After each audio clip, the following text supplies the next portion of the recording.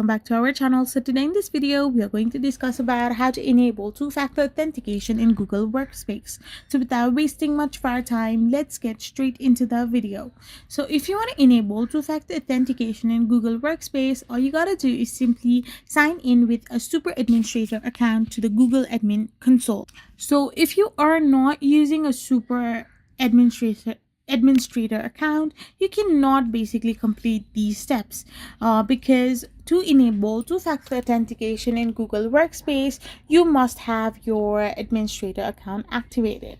So after you have activated your administrator account, you can simply get access to your Google admin console, and after doing this, you can simply go to the security section.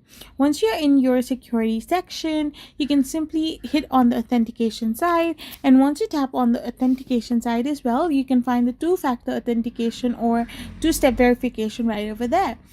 You need to click on allow users to turn on two-step verification and you're all set. I hope you found this video helpful, so don't forget to hit that subscribe button and do give us a thumbs up. We will be back again with more informative videos. Thank you for watching and stay tuned for our next video. We will be back again really soon.